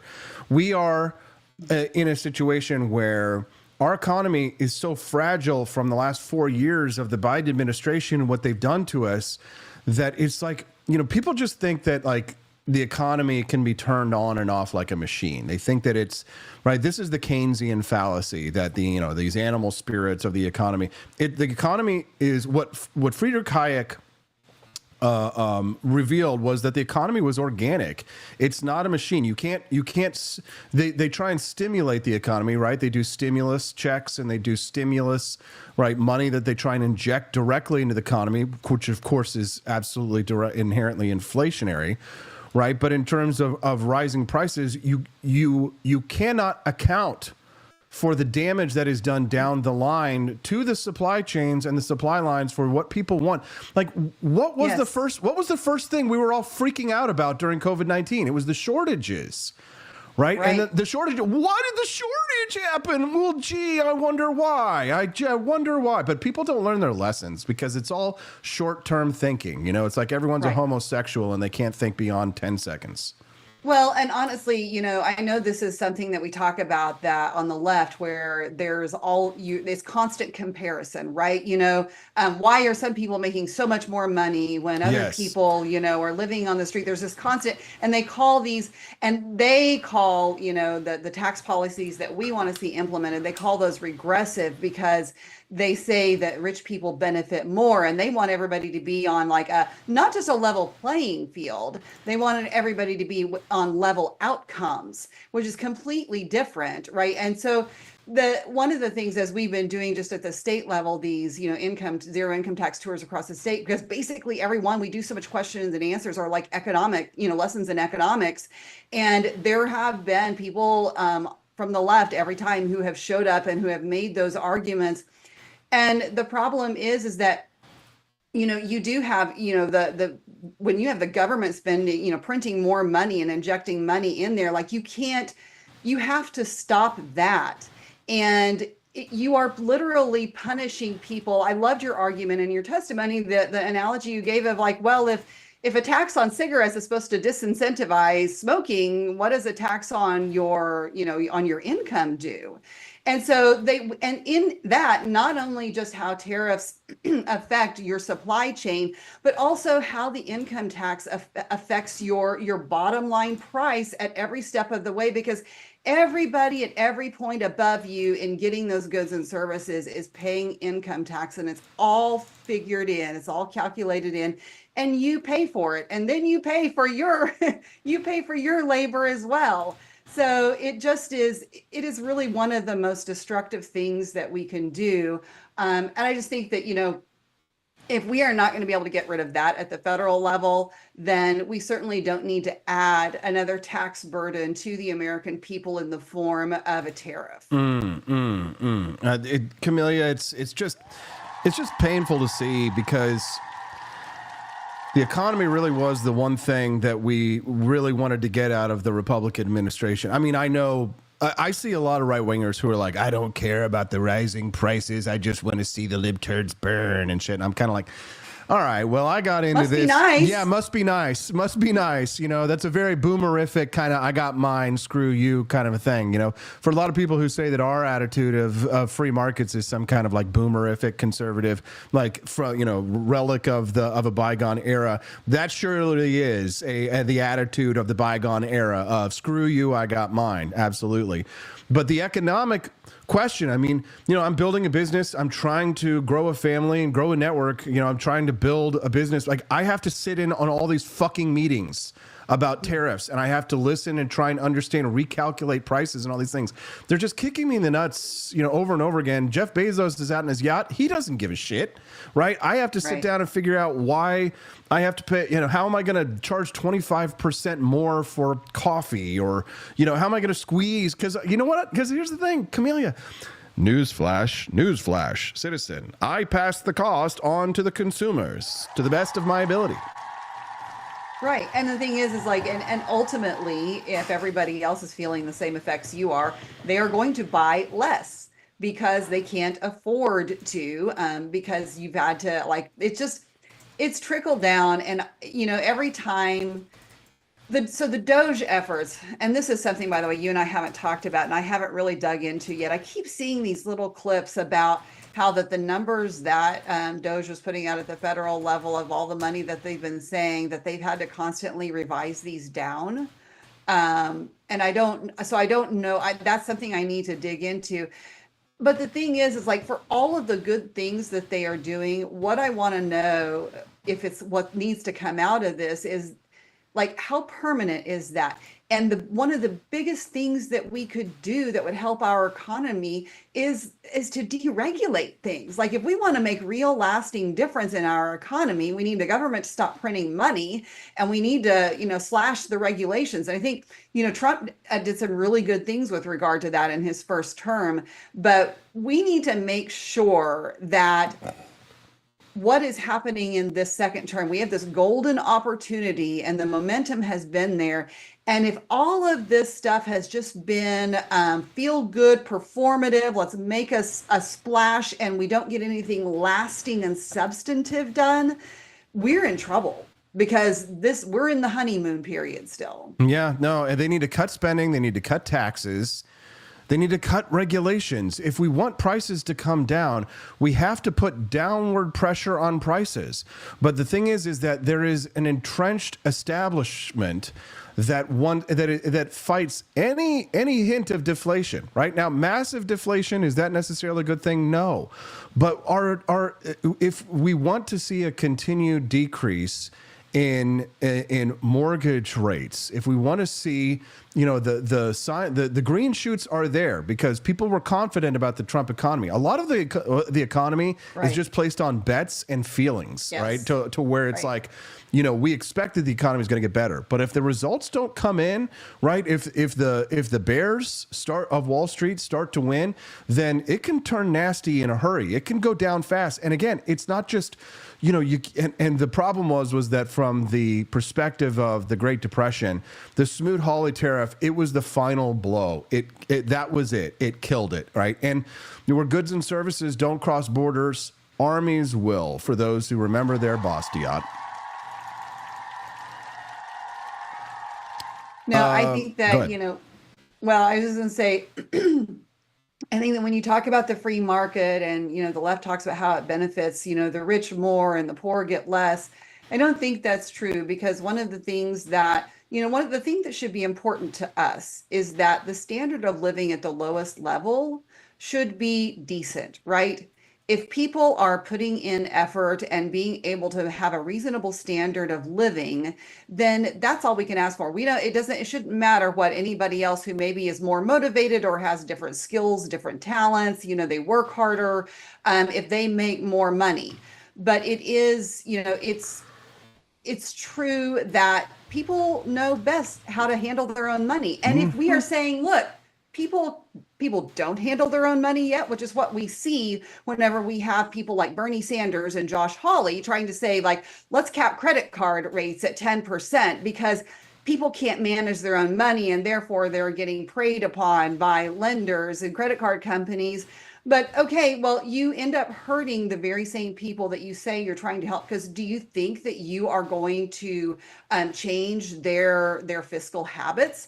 Probably not. So it is this it is still nanny government in that we are not requiring a personal responsibility from people. And if we don't ever require personal responsibility, or at least have that expectation, we're doomed anyway. Yeah. Camellia Peterson, if we're going to have history, let's not, as long as we're doomed and repeating it. Welcome to the Wake Up America show. We're glad to have you here. I'm speaking to Camellia Peterson. We're good friends. I've definitely overused her time this morning here on the Wake Up America show. Camellia, thanks so much for being friendly. I guess you're back home, so you're not here in the Capitol right now.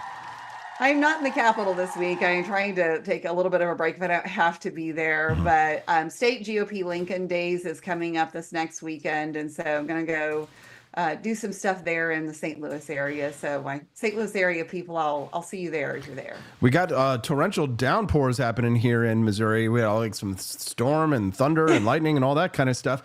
But it is a signal that perhaps spring is coming, or spring awakening. Yes, I was going to say that's it. The spring winds have been blowing. The March winds have been blowing. They're bringing in the rain, and I'm okay with that. I'm done with winter. There we go. I think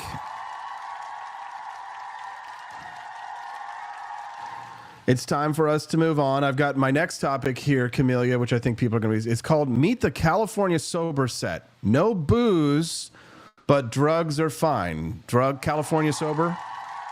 No alcohol, but just, Oh, just drugs. Just drugs. Okay.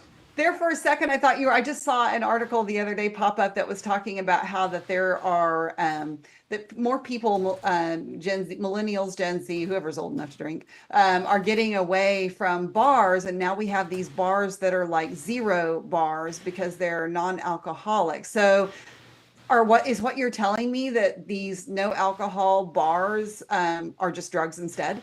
California sober means ditching booze and hard drugs like cocaine or heroin, but keeping marijuana and sometimes psychedelics like shrooms in the mix, right? It's not full on abstinence. It's more like sobriety with a West Coast wink, right? It's like trading whiskey for weed and, calling it freedom, right? So what do you think, Camellia? So do they have couches that people can lay down and go to sleep? Because, that's all it does for some people. Oh, no, good question. I don't know. We're going to talk about that next. Camellia, anything else you want to share with our audience before we let you go?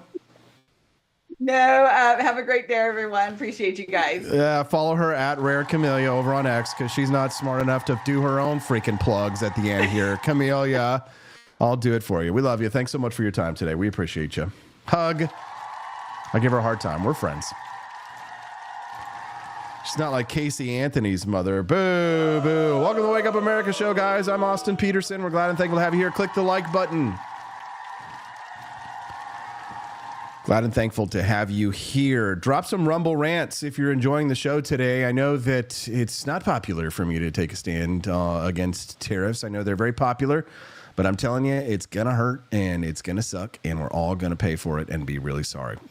We usually are. Weed's the star. Booze is out. Demi Lovato put this on the map. It's called being California sober. Singer Demi Lovato, she kind of brought it into the mainstream, or at least the mainstream conversation, because I found this article in the Wall Street Journal. Singer Demi Lovato gave it a spotlight in 2021 after a near-fatal opioid overdose, saying it helped her chill without hardcore stuff.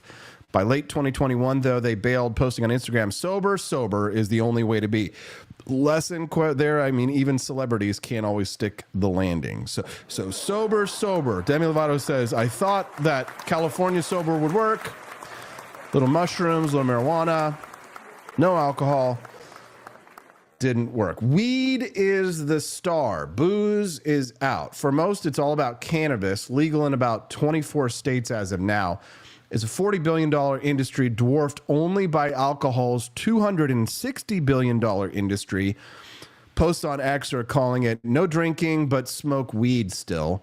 The Midwest is laughing, of course, because we have our shower beer vibes. We're shower beer people.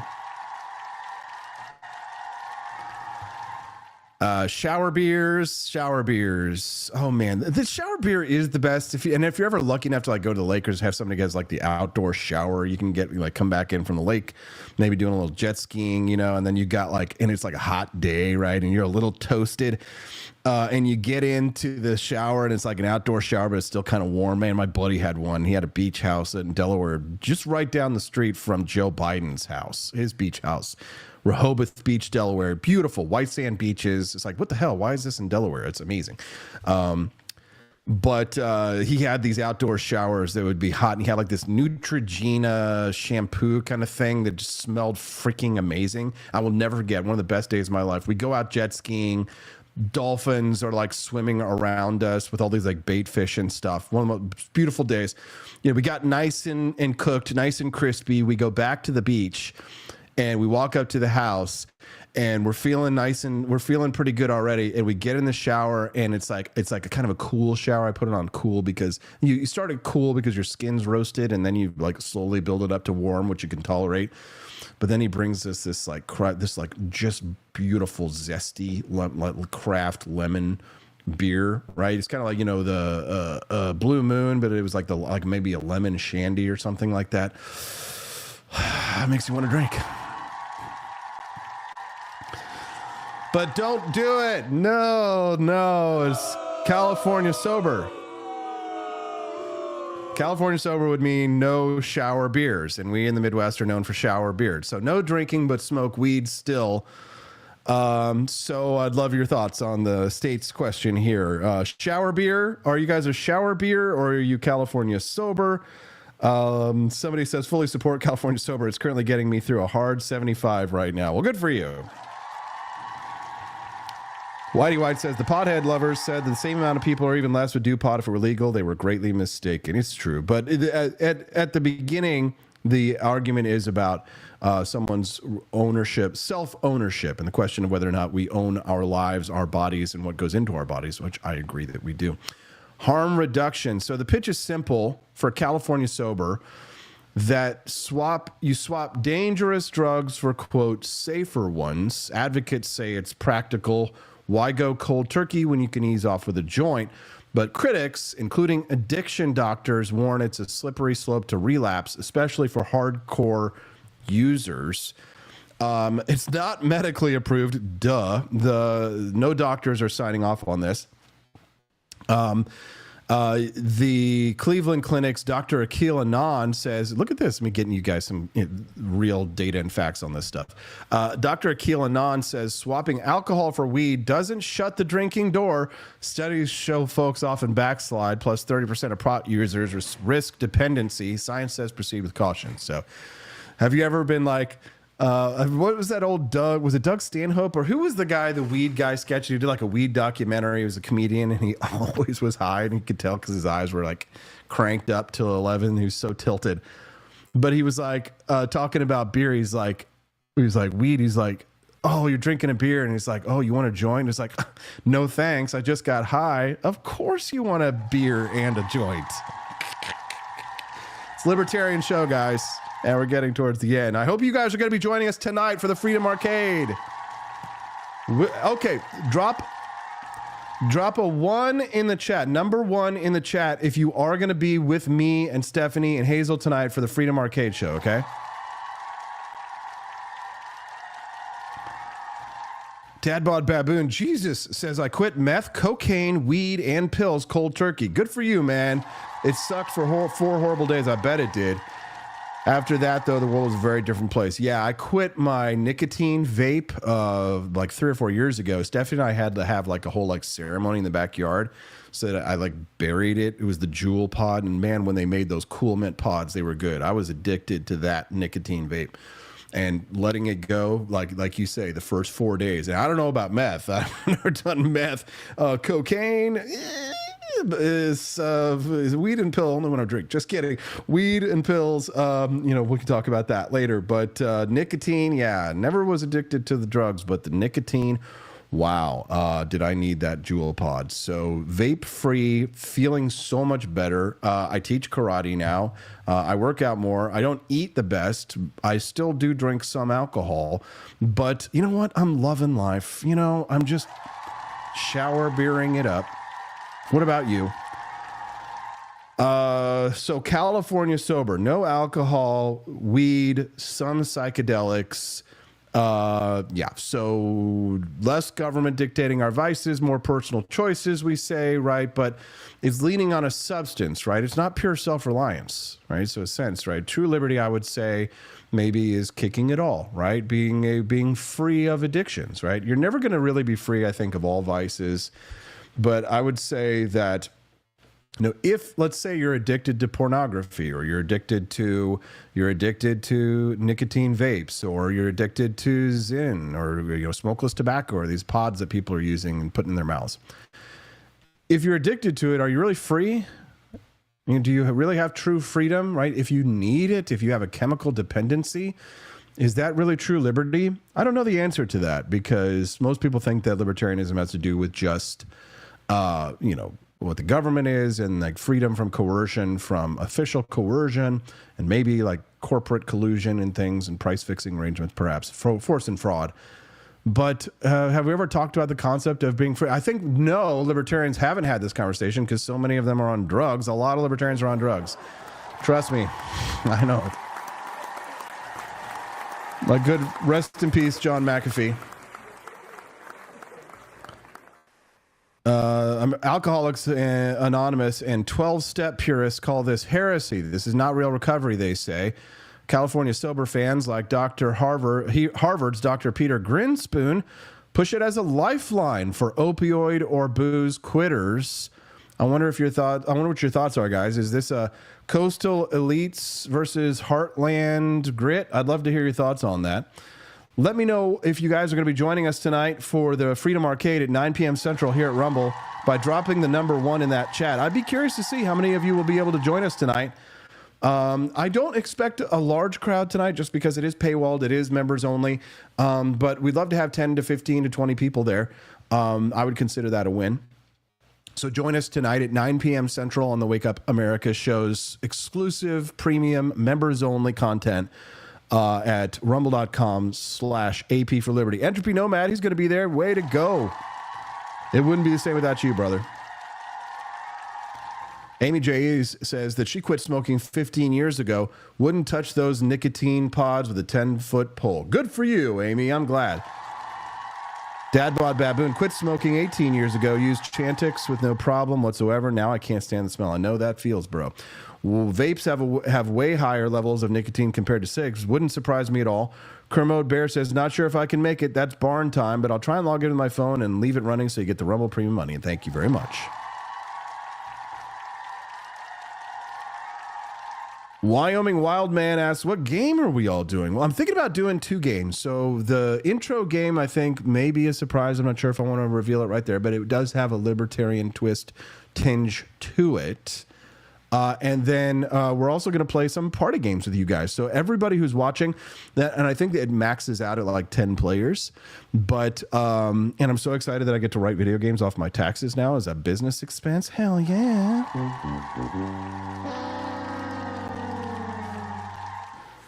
But we are going to play party games, the Jackbox party games. You'll be able to use your mobile phone, so you'll need to be on your mobile device and then watching the stream on like a laptop or on your television set to watch the Rumble stream and to participate, to play the games. You'll be able to whip out your mobile phone, log into the website, input a code, and play party games with me and Stephanie, and hopefully Hazel's asleep, but if not, she'll be with us as well. So...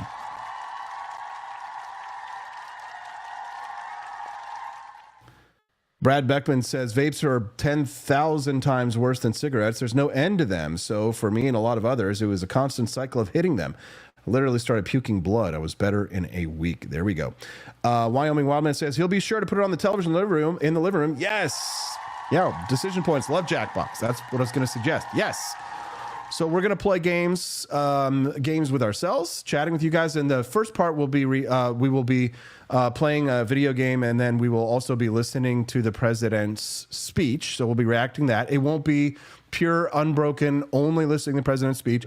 We'll be going in and out on that. But you will be hearing some of it, but you will be distracted by the fact that we'll be playing games as well.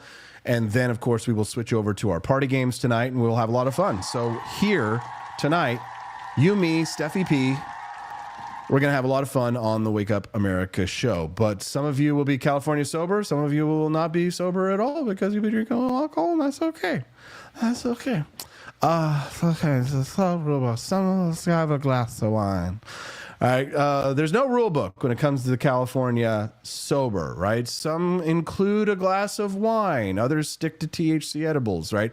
There's been a lot of jokes about being Midwest sober with beer exceptions, but that's kind of a double-edged sword. It's easy to rationalize a bender, isn't it? Yes, we all know.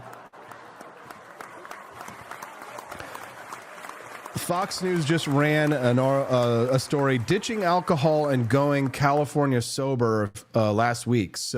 And this is all in the backdrop of Generation Z's booze drop off and weed rise. The Wall Street Journal's March 4th piece, Meet the California Sober Set, pegs it as kind of a yuppie fad, but love it or hate it, it's here. The viewers can debate it. Let's hear it. Genius or a cop out?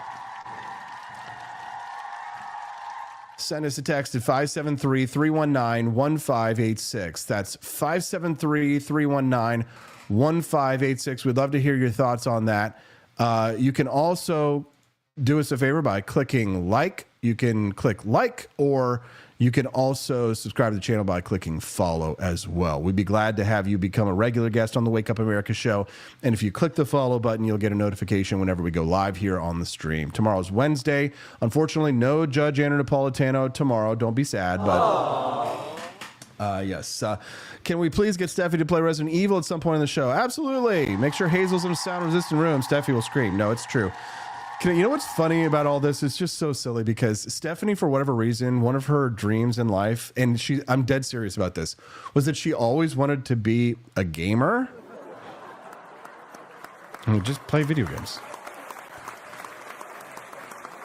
So for Steffi, the idea of being a gamer and a streamer at the time is just a concept that she absolutely loves. And she's really loving our mascot that we created for the show, which is Rifle Mage McBoomstick.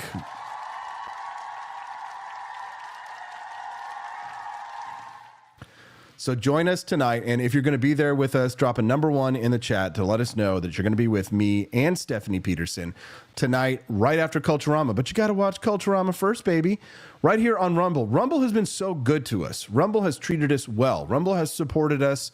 Rumble has put us on the front page. Rumble has paid us more than YouTube ever has.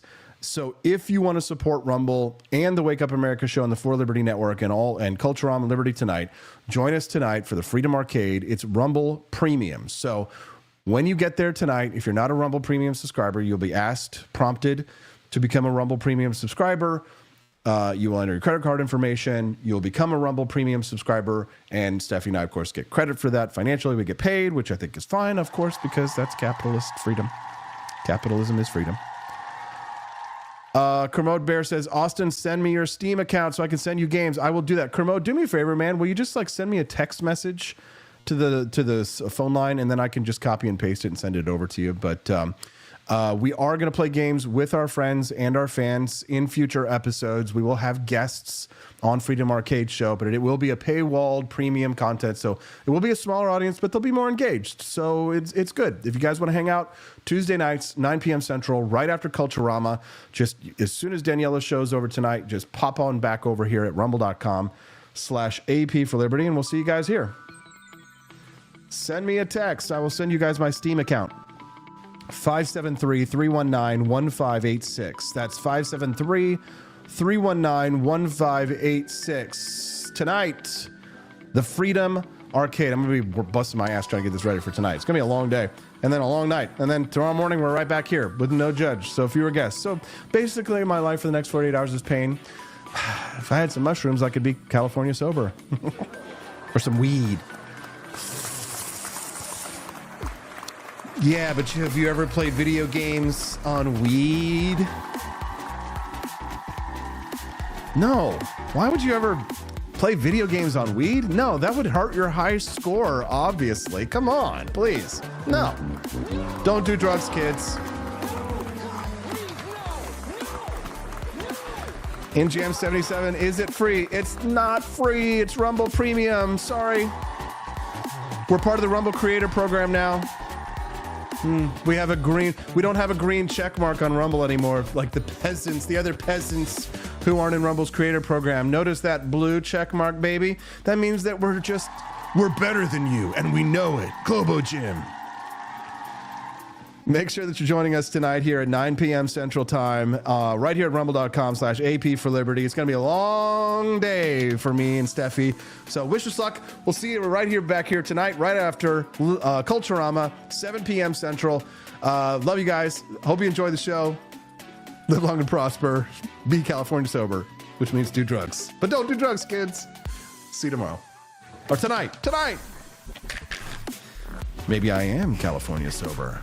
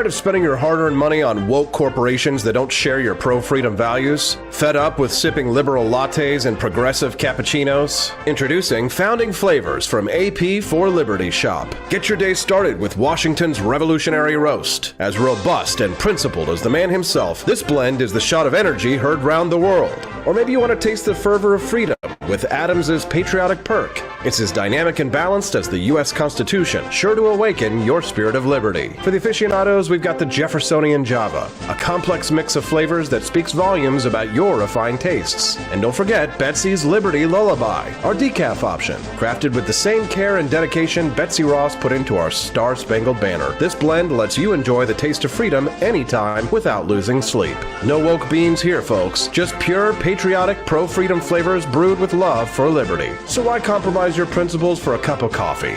Stand up for your values, perk up your patriotism, and start your day the American way. Get your Founding Flavors at apforlibertyshop.com.